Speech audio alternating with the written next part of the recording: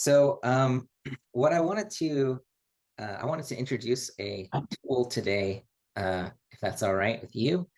It's called the Seven Levels of Energy, and this is it's a tool to help kind of, raise your energy level from maybe if you've ever felt like stuck in life, or you ever felt maybe just stuck in a certain area of life, like it, or feeling powerless in that area, like you don't know how to move it forward, and how to go from there to uh, being really excited about it and really kind of your creativity flowing. And um, what I'd like to do is, if we could take, some area of your life or something that you might be dealing with at like a level one energy, where you feel kind of powerless in this area of life, and just kind of experience what it looks like, what it feels like to uh, actually shift the energy and walk through these different energy levels. Okay. Yeah, All excited. right. Awesome. So, yeah, I don't know if you have something in mind, but yeah, I'd like to ask you, what is an area of life, or when do you feel powerless in your life? Um, what comes to mind for you? Yeah, interesting. When I was listening to you, I was thinking about what is where do I feel maybe despair? And it's interesting because when you shared my asking me for wins today, I shared very easily about my wins as a transformational missionary and also as a energetic family man, but I didn't say anything about being a loving provider. Mm, So I realized, yeah, maybe that's where at the same time I feel stuck, and at the same time actually it's something where I want to move forward as well. So that's something that really comes to my mind. mm, mm, And mm. yeah, it's something I've been struggling quite a lot for the past few years, and even before, even I've had made progress to like knowing how to provide for my family actually while doing mission, in a certain way, how to provide well for my family, because I've experienced in the past doing a lot of uh, mission work for free, or maybe it was just a very low compensation, and after a while, like it was just not sustainable. So I just went into the table tennis world and earned money there as a player coach, and also with the equipment shop. But after a while, I realized that I didn't feel fulfilled. I didn't find my purpose. I went back to mission, but with the intention of trying to figure out how to do mission in a way that is I can also provide well for my family. Mm. And even though I've made some progress compared to the previous experience, like I still feel like some stuck here, because not being able to provide as much as I want for my family in the Mm. past few years, being depending on my parents and parents-in-law, or even other people, or having to kind of how you call it, borrow money from the bank as well. Um, yeah. Mm. Got it. Wow. Thank you, Rafael. Yeah, I appreciate the honesty, and yeah, I'm really hearing that, it's really important to you to be able to, provide for your family and also do something that you feel passionate about, the mission. And it's been a real struggle to figure out how to make that work, how to make the mission work while also providing a comfortable and even exciting life for your family financially. Um, so what do you feel is yeah, what do you feel is holding you back?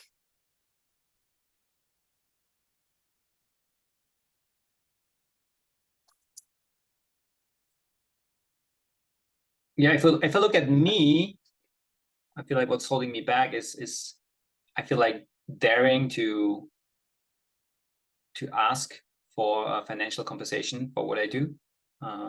Even though I made progress, I feel like it's still something challenging for me, or to ask for a certain amount of a compensation for things that I do. Um, and if I look at more outside of me, I feel like it's also maybe because of certain culture in a movement, of a certain tradition or a certain way that things has been done in the past. Um, yeah, which Mm, mm, which I mm, feel like is part of how I feel blocked inside. I feel like, of course, it's my own my own blockages, because I know that some people don't feel so blocked as me, maybe. But I feel like also these blockages are kind of amplified through, it doesn't make it easy to be in that culture and environment. Yeah, sure. Yeah. Understandable. So one aspect is like the fear there of asking. Like there's some fear there to actually ask to be compensated a certain amount. And then also like externally, there's the kind of the culture that you feel like there's this kind of culture of maybe in the past it's kind of been that way where people don't ask for financial compensation. Yeah, And it's not just in the past, actually. It's still even a current right, reality. Even things have evolved. There's still a big culture there that's going on even now, right now. Yeah. right. Got it. Yeah. So next question I want to ask you, it might seem a bit odd to, reflect on like who you can blame and kind of evoke, anger, but it is a really important part of this process. So I really want to just encourage you to just kind of, go with it. So, and you kind of already got started, with the whole teacher, right? Yeah. So you're doing great already. But, yeah, who else could you blame for this circumstance that we're in? Yeah, I mean, very specifically, my parents come to my mind because they have been volunteering for the movement all their lives. That they've never received any compensation, and there's part of me that is, of course, very proud and also happy that I inherit that kind of mindset from them, the public mindset. But there's also part of me where it's like that I feel like, yeah, that's why I feel stuck to actually ask. Still, my father managed to provide by working full time in a church company. But yeah, all the time they spent, I felt like sometimes I was angry that they spent so much time volunteering that then maybe didn't have enough time for family as well and things like this. So I feel like that's definitely something. And then, yeah, and already what I mentioned before, the general culture and environment. Mm, I feel like it doesn't make it easy. got it. Yeah, so you could blame your parents who, they basically worked a lot for the church and volunteered a lot and never got compensated, never seemed to ask for compensation. So there's, yeah, maybe some inheriting that kind of mindset, watching them.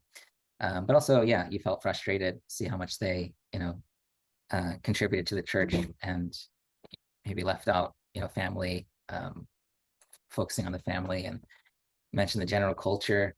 Does anybody come to mind in the, in the movement or in the kind of that created the culture, you feel contributed to the culture that you could blame for that?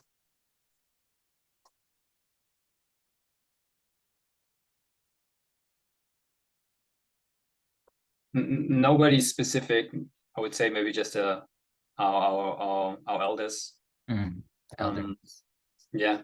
Mm.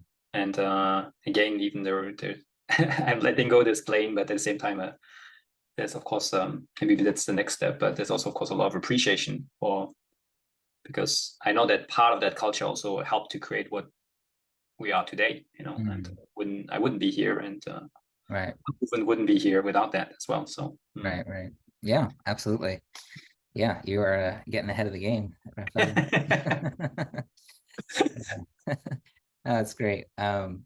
Yeah, so if you were to blame somebody, it sounds like, the elders, people that came before, who kind of created this culture of yeah, not asking for compensation.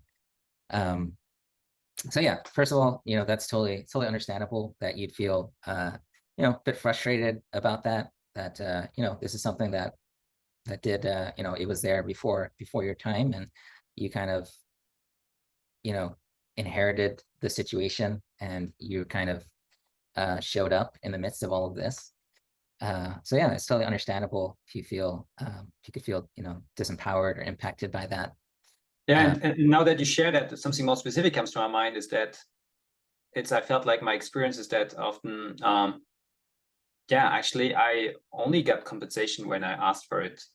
And I felt like there's some part of me that is a bit angry that it was never like suggested, Mm.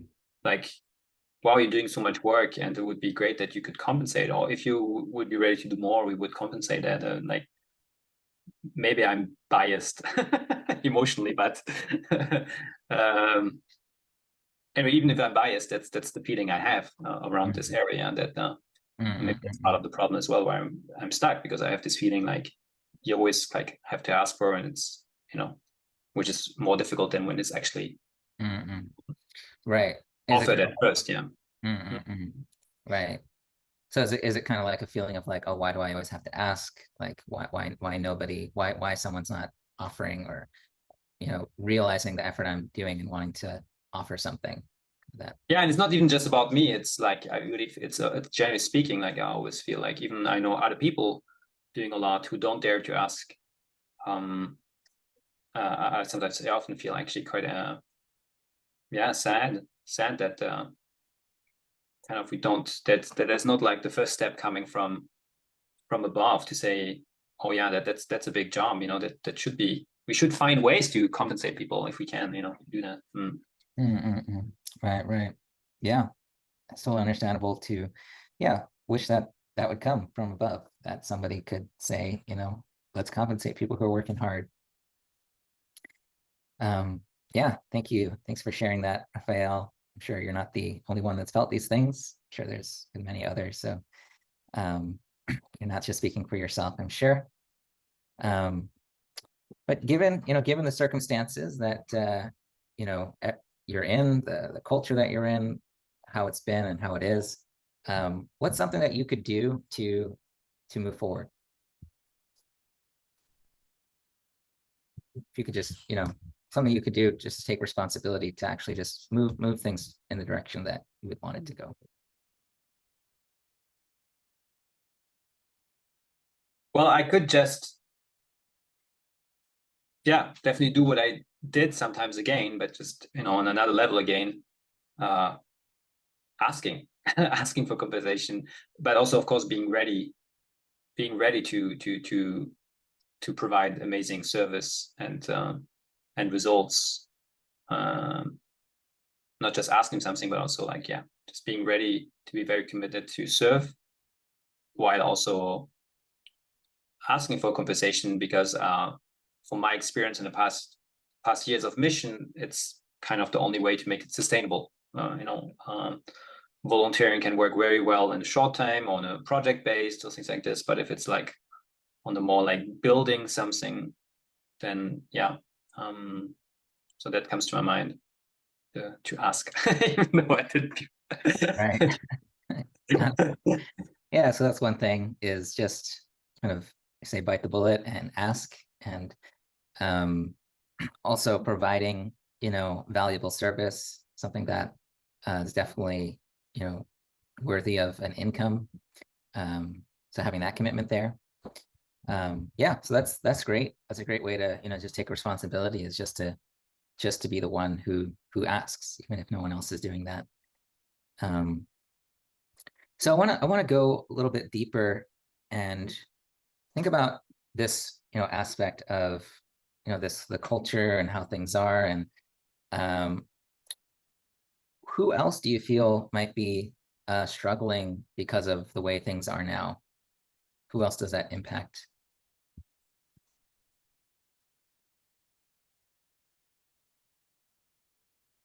Well, first of all, it impacted our elders, our first generation in our movement, Mm, that they had to sacrifice so much, and there was not even often actually a choice. Even if they would ask, I don't know if they asked, but most like there wasn't even a culture of asking for that. It was so clear that you just needed to, build that foundation, and yeah, and it's just mm.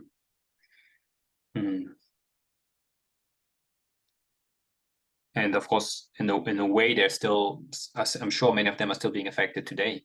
Maybe feeling maybe the energy and joy at the time that we're doing it, but maybe feeling now, maybe today, regrets because of maybe certain consequences that they experienced on their family, on their children, and things like this. So, and yeah, I definitely see a lot of second generation being affected, directly or indirectly. Directly because they themselves would like to maybe do mission, but it's very difficult for them to, as I'm struggling with, to do it in a sustainable way and to do it without necessarily having to kind of sacrifice their family or their financial situation, at least not as much as their parents had to.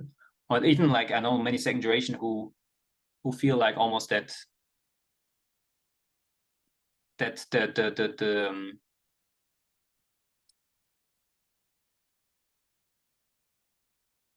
the movement is indebted to them because of their parents' efforts without any what they feel is anything back, you know. Mm. Right. Yeah. Mm. Yeah. Mm-hmm.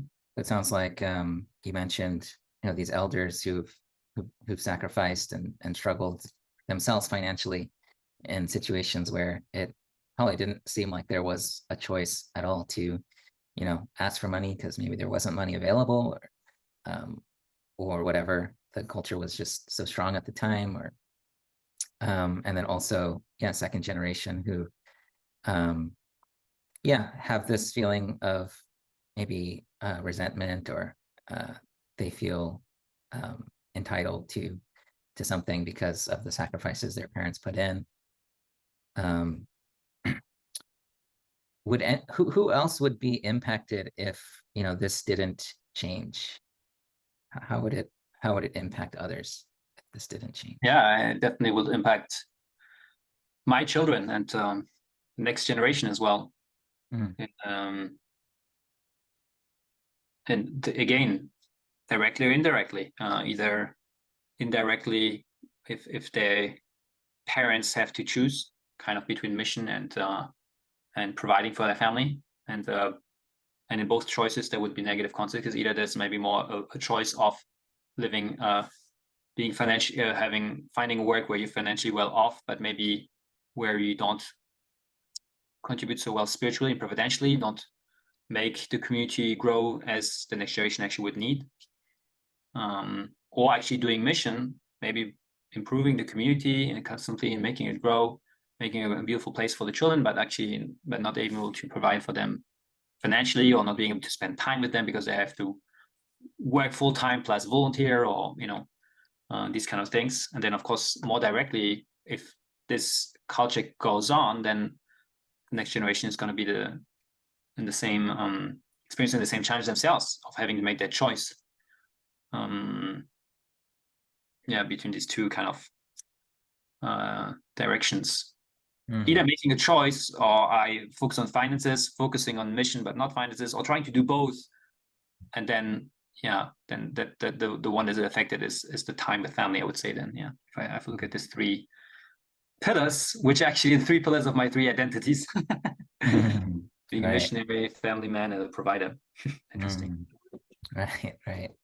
Got it. Yeah. So it impacts your own children and the future generations of people in the movement, and potential leaders. Kind of having them always have to make a sacrifice something that's very important to them. Yeah, and it affects the impact that our movement can make as well. Yeah. The impact, so it affects the world. It affects what the contribution, the unique contribution that our movement can give to the world. It affects God. It affects true parents not being able to fulfill their ideal that they are longing for, and unless we really find ways to continue this work, this impact to the world in a sustainable way. Right. Yeah, absolutely. Yeah. I can really hear the concern for future generations, but also our movement, and what the movement's committed to, the impact that we want to make. So what's the opportunity that you could see here, actually? What kind of opportunity do you see, or what kind of opportunity could you create, or could be a win-win?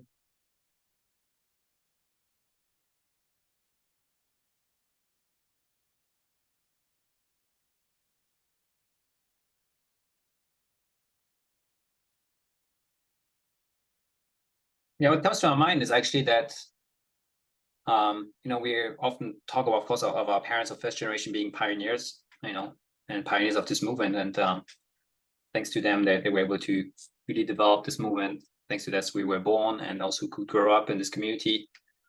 But actually, I realized that in a different way, actually, the second generation and every generation most likely are pioneers of a new era.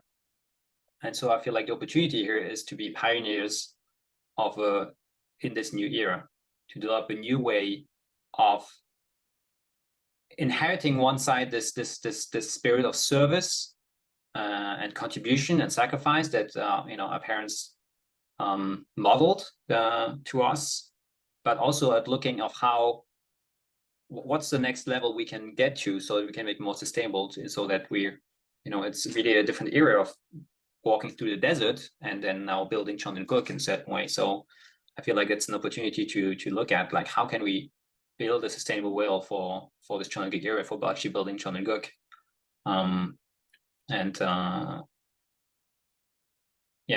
So I really identify well as a pioneer. So, like, actually, when I think about pioneering, I get excited. Pioneering, yeah. Some people are like, but it depends in what. But in this actually era, when I look at pioneering this, I'm like, Right. yes, let's go. Actually, I'd be so happy if I can make a difference. So actually, I'm like, yeah, it's like I'm so excited. And the win of me trying to pioneer something that I'm inspired about, and the win that if I'm able to make a difference there, of all the big difference it can make for other people. If I can make the difference for other second gen who would like to also find a way to contribute to sustainable world, would inspire our elders, our parents, to see that, because many second gen are having a hard time to step up, to see them step up step up with enthusiasm. And it would make a huge difference for the future generations to continue also, and to even do better, to make that next step. I always think, sometimes when I think about this sacrifice and this new era, I always think about, like, parents working hard in the factory, not that their children work in the factory, but that their children can go study to university. And so I feel like on the spiritual level and the providential level, something like this, that every generation has to make some sacrifices, but so that the next generation doesn't have to make them. Most likely still need to make some sacrifice, still need to pay some price, but not the one that was already paid.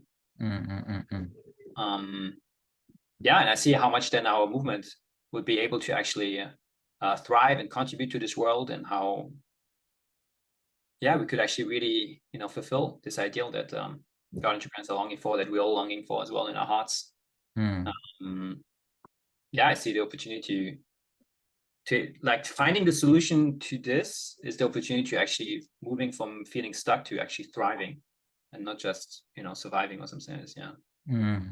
Yeah, wow, I like that. Go from surviving to thriving.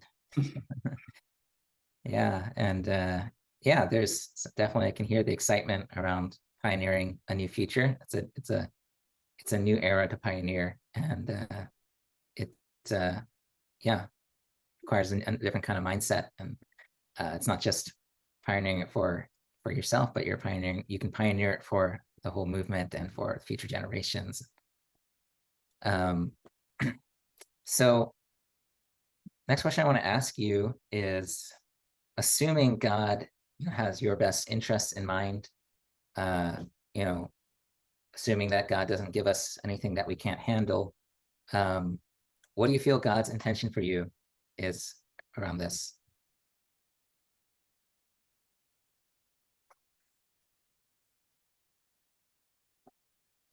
Yeah. What I'm really feeling, sensing right now is that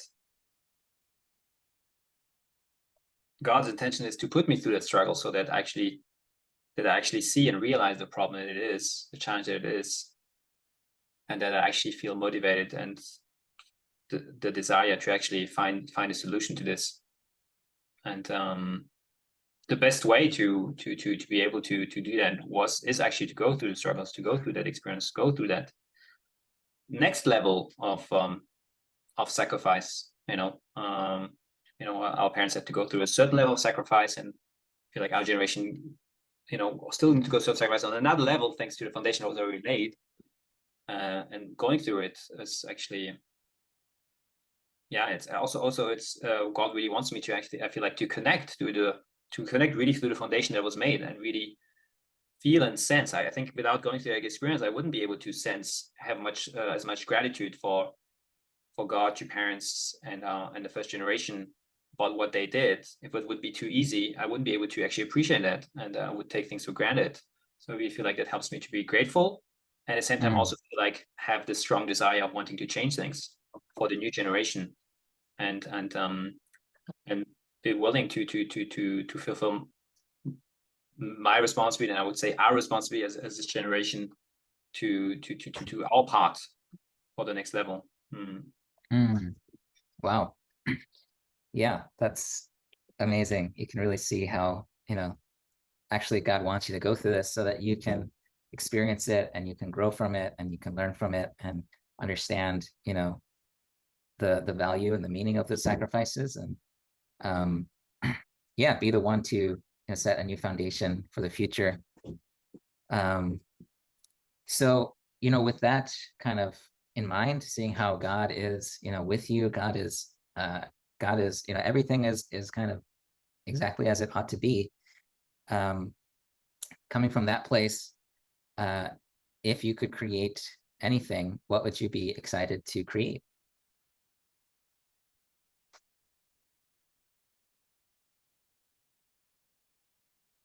I actually be excited to co-create with our elders, like the vision of the future for the next generation, but also, and what is the right level of effort and conversation for our generation, according to what's still needed to be done, and according to what's possible, also according to where we want to move to, like finding this sweet spot. Finding the sweet spot for our generation. We just have to be like very fixed, it actually can evolve, but finding that sweet spot. And when I say sweet spot, it includes not just sweetness. It includes also, being ready to go through challenges, and being ready to pursue price and sacrifice, and to really inherit that foundation. And so I'd like to co-create. And so actually, when I look at my current mission in France, and how I want things to evolve, maybe do more, but also be compensate for more, I would like to really do this together with my elders, with through dialogue. Not asking, just sharing what we're sharing today, sharing about this, sharing about what I would have been through, expressing my gratitude, sharing how this, sharing the impact it has, not just on me, but on many other second gen, on future generations, on the elders who feel sad that nobody's stepping up. So we need to find that sweet spot of what is actually possible with our current situation, but also what would help, that will be just enough so that certain second gen really feel the calling, can actually step up, make it easier for them to step up, while still being challenging, of course.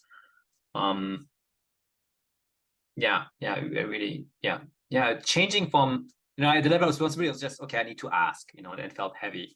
No, I feel like, no, I'm not going to ask. I'm going to co-create. I'm going to have a dialogue about it, so we actually decide together what's the right level of compensation. What would be the most sustainable and inspiring way that creates a win for everyone, that everybody actually really feels like, yes. Wow, that's awesome. Sounds like a totally different space to come from asking a scary question to co-creating together a new future and new possibilities of what leadership could be like, and what compensation could be like. That's awesome. All right. Well, that was amazing, Raphael, going through all those levels. I love seeing you really go with the process and dig in to find those answers. So where I want to leave off with this session is, always bring it back to some kind of action. So what is an action that you'd like to you'd like to take this coming week or